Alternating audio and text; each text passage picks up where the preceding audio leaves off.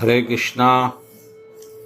आज का हमारा सत्संग श्रीमद् भगवद गीता के पहला श्लोक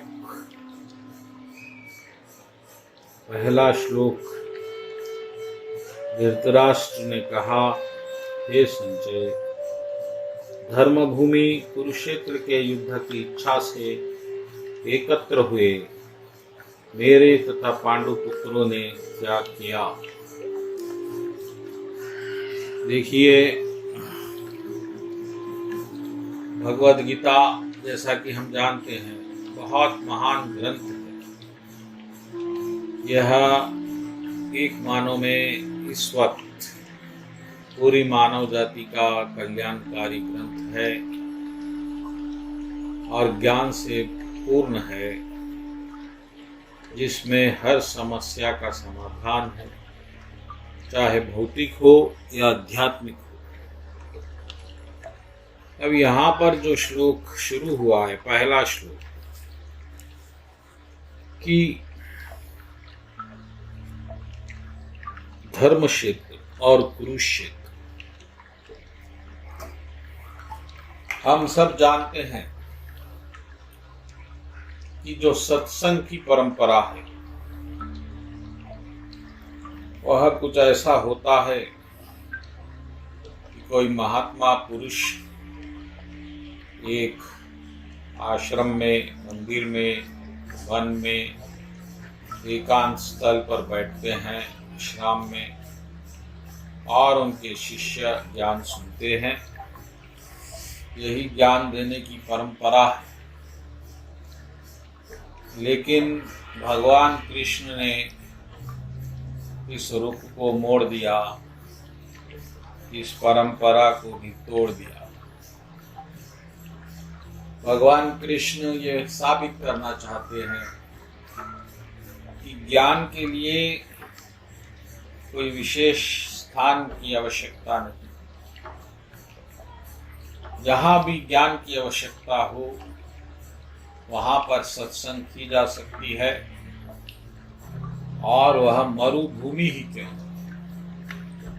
क्योंकि ये युद्ध जो है एक कब्रिस्तान है और यहाँ कई लोगों की मृत्यु होने वाली है।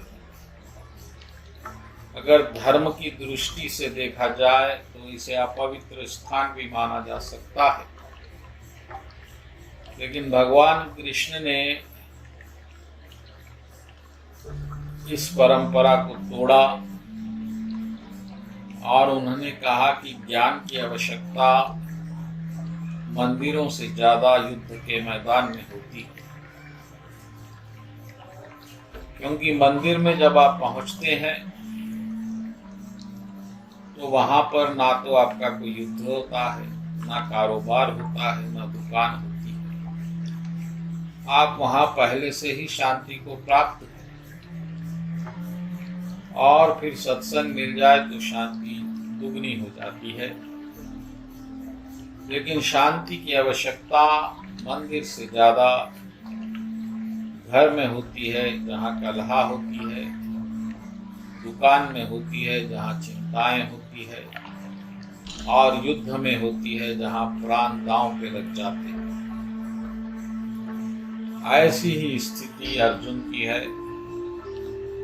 अर्जुन जो भगवान कृष्ण के भक्त है और जो मित्र भी है, अभी कृष्ण उनको गीता कहेंगे, ज्ञान कहेंगे। लेकिन उससे पहले गीता में धृतराष्ट्र जी का आगमन है। धृतराष्ट्र जी अंधे हैं, नेत्रहीन। इसी नेत्र को ज्ञान का नेत्र भी कहा जा सकता है, क्योंकि अंधे भी दो प्रकार से होते हैं, एक बिना नेत्र के और एक नेत्र वाले। नेत्र के रहते हुए भी ज्ञान नहीं है तो ये नेत्र वाले अंधे हुए। और ऐसा ही पूरा समाज है, जिनकी नेत्र तो बहुत अच्छे हैं लेकिन ज्ञान बहुत शून्य है। और धृतराष्ट्र जी के साथ है संजय जी। संजय जी प्रतीक है गुरु का, ज्ञान का और प्रेम का, क्योंकि संजय जी वेदव्यास जी के शिष्य है। उन्हें यह सिद्धि प्राप्त है कि वह अपनी जगह पर बैठकर किसी भी क्षेत्र के क्रियाओं को देख सकते, और यह सिद्धि को जानते हुए धृतराष्ट्र जी ने उनसे प्रश्न किया कि हे संजय, धर्म भूमि कुरुक्षेत्र में युद्ध की इच्छा से एकत्र हुए मेरे तथा पांडवों के पुत्र ने क्या किया। देखिए,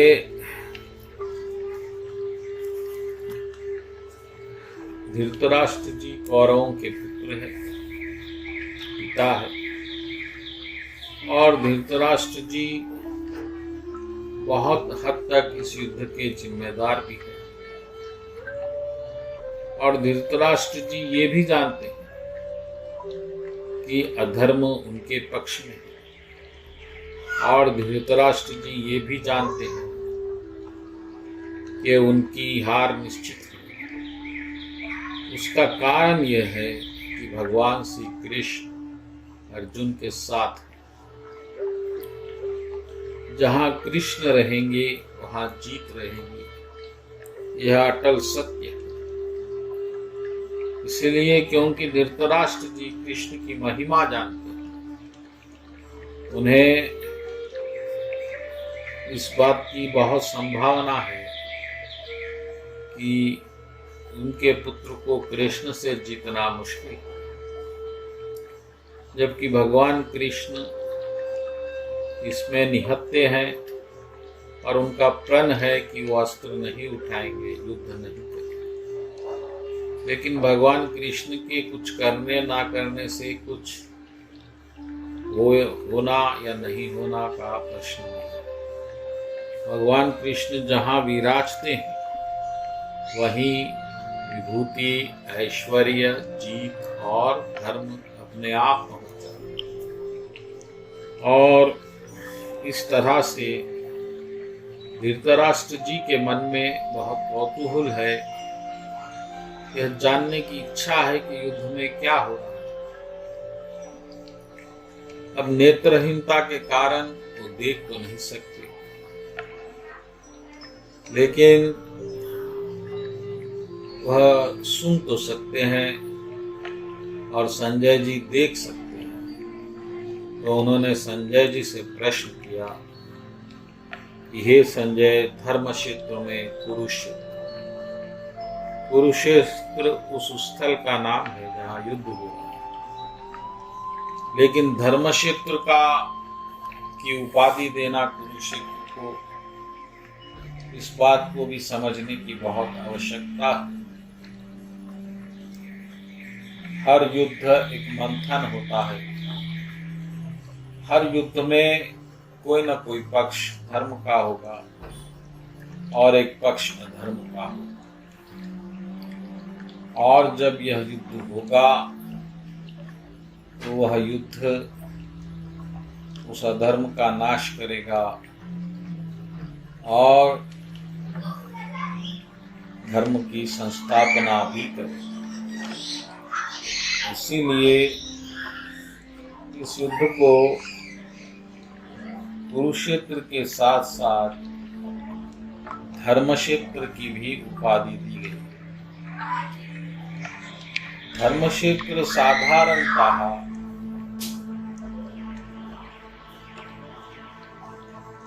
पुण्य स्थानों को, तीर्थ स्थानों को कहा जाता है, लेकिन यहाँ पर कौन सा तीर्थ पुण्य कार्य है, आप ऐसा प्रश्न करेंगे तो यह तो सबसे पुण्य कार्य है।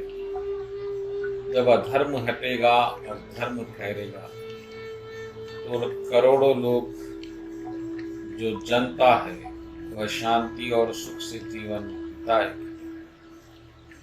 इसीलिए भगवद गीता धर्मक्षेत्र शब्द से ही शुरू हुई। धर्मक्षेत्र का अर्थ मात्र मंदिर या मस्जिद नहीं है। धर्मक्षेत्र का अर्थ है जहाँ धर्म ठहरे, जहाँ धर्म की स्थापना। और अगर मंदिर में भी अधर्म है तो फिर वह धर्म क्षेत्र नहीं हो सकता।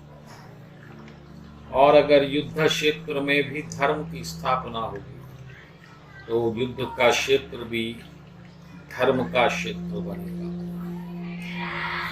तो भक्तगणों, इस भगवत गीता में कृष्ण ने अपने भक्त अर्जुन को समस्त ज्ञानों से संचारित किया। अर्जुन जो युद्ध से विमुख हो रहे थे, युद्ध नहीं लड़ने की इच्छा कर रहे थे, उनको उन्होंने युद्ध में लड़ने की प्रेरणा दी और उन्होंने ये बताया कि युद्ध करना मात्र तुम्हारी इच्छा नहीं, इस वक्त मेरी भी इच्छा है और विधि का विधान भी है, इसलिए युद्ध करना अनिवार्य है और धर्म के हित में। इस तरह से गीता में अद्भुत ज्ञान है।